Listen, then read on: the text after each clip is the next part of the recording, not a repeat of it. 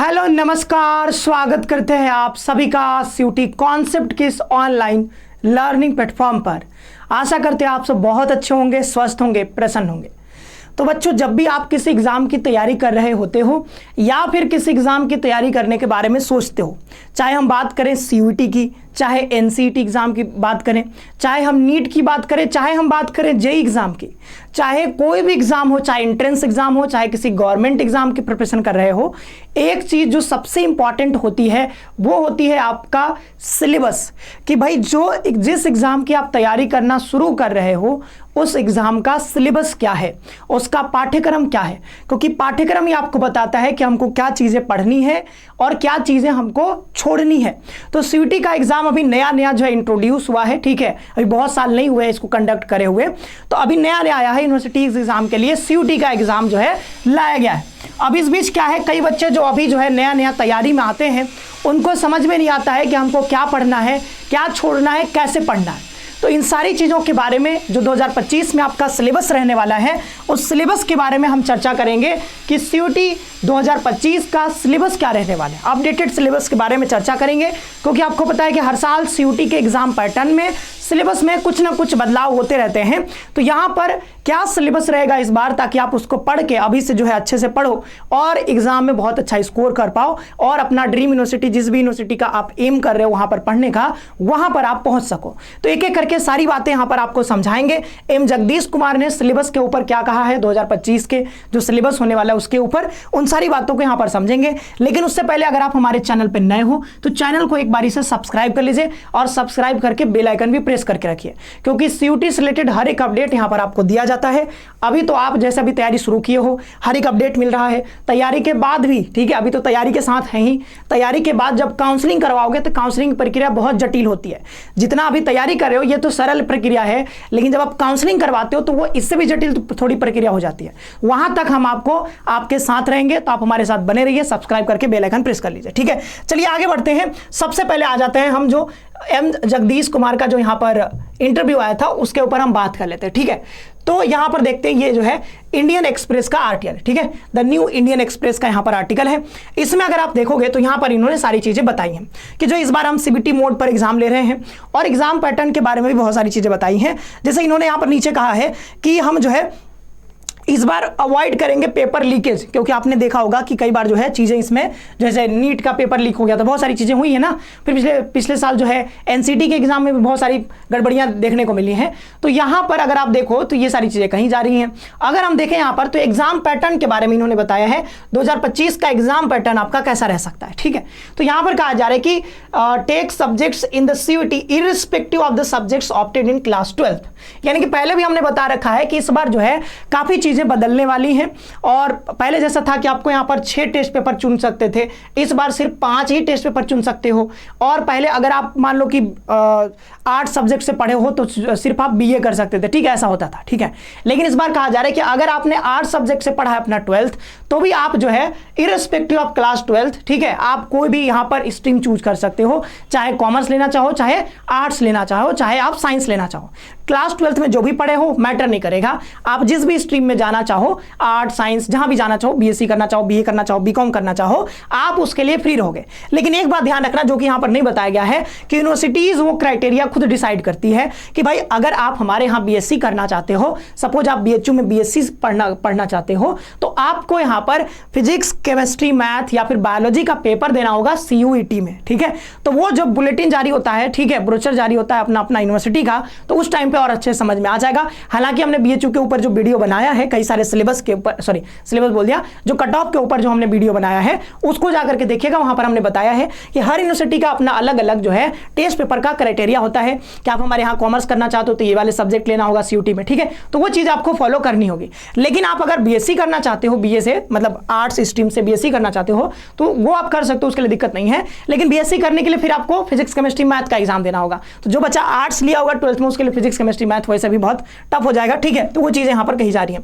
Exam will be 1 our पर subject पर paper, मतलब एक टेस्ट पेपर 1 घंटे का होगा, ठीक है। और आपको पहले ही बता दिया गया है कि 50 क्वेश्चन होंगे, 50 क्वेश्चन में 50 क्वेश्चन कंपलसरी होंगे सारे, तो ये चीज़ें आपको पहले से पता है, ठीक है। कंपलसरी होगा और बेस्ड ऑन एनसीईआरटी सिलेबस, तो यहाँ पर कह दिया गया एनसीईआरटी सिलेबस पर यहाँ पर होगा, ठीक है।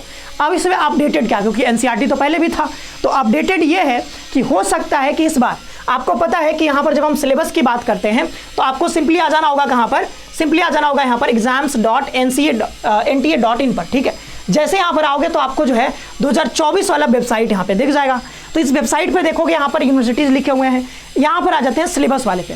तो सिलेबस पे देखोगे तो आपको पता होगा कि अभी जो है हमारा एनसीईआरटी की बात करते हैं तो एनसीईआरटी ने कई सारे जो है सिलेबस का जो कुछ पोर्शन है उसको हटा दिया है, उसको हम कह रहे हैं रेशनलाइज सिलेबस, यानी कि जो यहाँ पे हटा दिए गए हैं, जो चैप्टर्स हटा दिए गए हैं, क्या वो चैप्टर पूछे जाएंगे सीयूटी में कि नहीं पूछे जाएंगे, इसके ऊपर अभी जो है संशय बना हुआ है। तो वो तब पता चलेगा जब ये वेबसाइट अपडेट हो जाएगा, ठीक है। अभी हमने कहा था कि फरवरी के आसपास आपका जो है आ जाएगा, अब फरवरी का महीना चल रहा है, मिड फरवरी भी आने वाला है, तो लगभग बहुत जल्दी 1 हफ्ते के अंदर अंदर आसपास आपका फॉर्म जो है यूजी का, सीयूटी यूजी का, वो आने वाला है।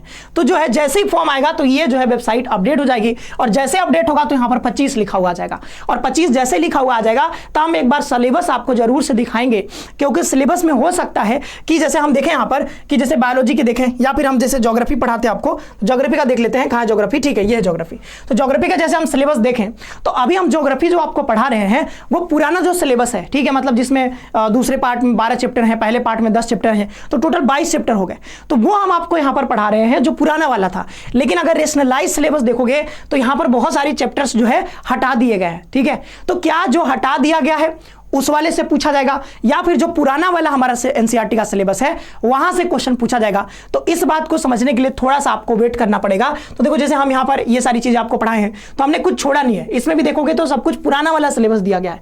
लेकिन बोर्ड में जैसे कि बोर्ड एग्जाम के लिए कई सारे चैप्टर हटा दिया गया है, तो क्या सीयूटी में भी हटाया हुआ सिलेबस जो है उसको शामिल नहीं किया जाएगा, या फिर पुराना से ही पूछा जाएगा जो पहले पूछा जाता रहा है? तो इस पर थोड़ा संशय है। लेकिन आप पूछोगे सर हम क्या करें, हम रेशनलाइज वाला सिलेबस पढ़ें या पुराना वाला पढ़ें? तो बाबू अभी आपको जो है चुप मार करके पूरा जो है पुराना वाला पढ़ना है, क्योंकि इसका मतलब कोई कंफर्मेशन नहीं है कि भाई 2025 का जो सिलेबस आएगा वो रेशनलाइज वाला आएगा या फिर जो पुराना वाला ही आई। ज्यादातर चांस है कि पुराना वाला ही रहेगा, तो पुराना वाला ही पढ़िए और इसके अच्छे से नोट्स प्रिपेयर करिए और इसका रिवीजन आप करते रहिए अच्छे से, ठीक है। तो यहां पर ये सारी चीजें करिए, यहां पर सिलेबस एक एक करके पूरा दिया हुआ है, कोई दिक्कत आपको नहीं होगा, ठीक है। तो दोनों का सिलेबस यहां पे दिया हुआ है, दोनों जो पार्ट 1 है पार्ट 2 है, तो ये यहां से आपको मिल जाएगा सिलेबस। जैसा कि एम जगदीश कुमार जी ने भी कहा है कि यहां पर जो सिलेबस हम पूछ रहे हैं वो सिलेबस हमारा कौन सा रहेगा, एनसीईआरटी पर आधारित है। तो आप क्या करोगे, अभी एनसीईआरटी अच्छे से पढ़िए, ठीक है। और एनसीईआरटी जो आप पढ़ रहे हो, जो आपने क्लास 12th में लिया है वही आप अच्छे से पढ़िए, ठीक है। अपना जो है बोर्ड एग्जाम भी तैयारी कर रहे होगे, उसके साथ ये भी पढ़ते रहिए। और एक चीज और आपको करनी है, हिंदी या इंग्लिश जो भी आप लैंग्वेज लिए हो उसको एक तरफ पढ़ते रहो और आप जीटी पढ़ते रहो, ठीक है। ये चीजें करते रहो, इतना से आपका जो है बहुत अच्छे से यहाँ पर काम हो जाएगा, ठीक है। और साथ ही साथ मैं बता दूं कि एग्जाम की तैयारी करने के लिए सीयूटी कॉन्सेप्ट आपके लिए नया जो है यहाँ पर टारगेट बैच लेकर के आ गया है। तो आप हमारे टारगेट बैच में जुड़ करके जो बहुत अच्छे से जो है एग्जाम ओरिएंटेड जो कंटेंट होता है उसके थ्रू बहुत अच्छे से तैयारी कर सकते हो। बीएलएलबी हो, बीए हो, ठीक है, एनसीटी बीएड हो, सारे कोर्सेज की यहाँ पर तैयारी होती है, ठीक है। तो हमारे वेबसाइट पर आकर के ये सारे कोर्सेज दिख जाएंगी, या फिर आप सिंपली जो है सीयूटी कॉन्सेप्ट का एप्लीकेशन प्ले स्टोर से भी डाउनलोड कर सकते हो, वहां से भी सारे कोर्सेज आपको दिख जाएंगे, ठीक है। तो आपने यहाँ पर देखा कि कैसे आपका जो है सिलेबस क्या रहने वाला है। एम जगदीश कुमार जी ने इस पर क्या कहा है, जल्दी ही आपका जो है एग्जामिनेशन फॉर्म आने वाला है, फरवरी का महीना चल रहा है। और एम जगदीश कुमार जी ने जैसा कहा है कि मई में आपका जो है एग्जामिनेशन कंडक्ट करवाया जाएगा और जून में लगभग आपके रिजल्ट भी जारी कर दिए जाएंगे।